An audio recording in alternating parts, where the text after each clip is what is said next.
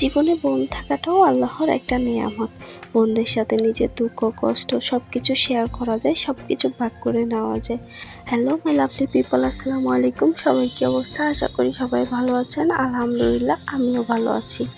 এই তো আমরা যখন বোনেরা একসাথে হই তখন অনেক মজা হয়, অনেক দুষ্টামি হয়। বাট আজকে আমরা 3 বোন একসাথে হলাম, আরেক বোন হতে পারে নাই, তাই চলে যাচ্ছি তাদের বাড়িতে। তাদের বাড়িতে যাওয়ার জন্য এই তো আমরা রেডি হয়ে বের হলাম। এখন গাড়ির জন্য অপেক্ষা করতেছি, কিন্তু একটা গাড়িও পাইতেছি না। তাই আমার বোনকে বললাম, চলো আমরা একটু সামনে গিয়ে দেখি যে কোনো গাড়ি পাওয়া যায় কিনা। তাই আমি আর আমার বোন চলে যাচ্ছি সামনের দিকে গাড়ির জন্য। আর আমাদের বাসার পাশে এই বাড়িটা এত সুন্দর। এই বাড়ির গেটটা, এই ফুল গাছটা আমার কাছে অনেক ভালো লাগছে। আমি তো এই ফুল গাছটার কয়েকটা ভিডিও করে নিলাম, তারপর একটা ফুলও নিলাম। তারপর দুই বোনা মিলে কথা বলতে বলতে সামনে যাইতেছি গাড়ির জন্য। এই তো দুই বোনে কথা বলতে বলতে গাড়ি পেয়ে গেলাম। ভাগ্য ভালো, আমাদের বেশি দূরে যাইতে হয় নাই গাড়ির জন্য। এই তো তারপর গাড়িতে উঠে পড়লাম। উঠে আমি একটু হাতে মেহেদি দিচ্ছি, তারও কিছু ভিডিও করে নিলাম।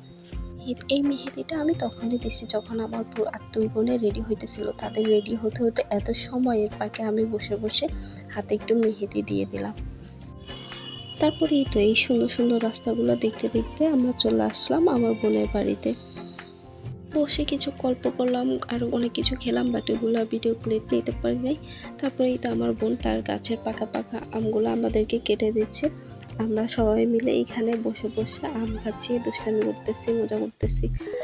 আচ্ছা, তোমরা কে কে এই পাকা আম একটু লবণ মরিচ দিয়ে খাও? মানে একটু টক মিষ্টি আমগুলা লবণ মরিচ দিয়ে খেতে আমার কাছে অনেক ভালো লাগে।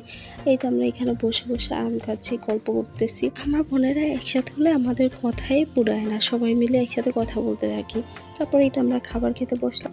এই তো আমাদের খাবারে ছিল তার পালা দেশি মুরগি, তারপর হচ্ছে তাদের পুকুরে ছোট ছোট মাছ, কই মাছ, গরুর গোশত, সব মিলাই আজকের খাবারটা ছিল। আলহামদুলিল্লাহ, ধন্যবাদ।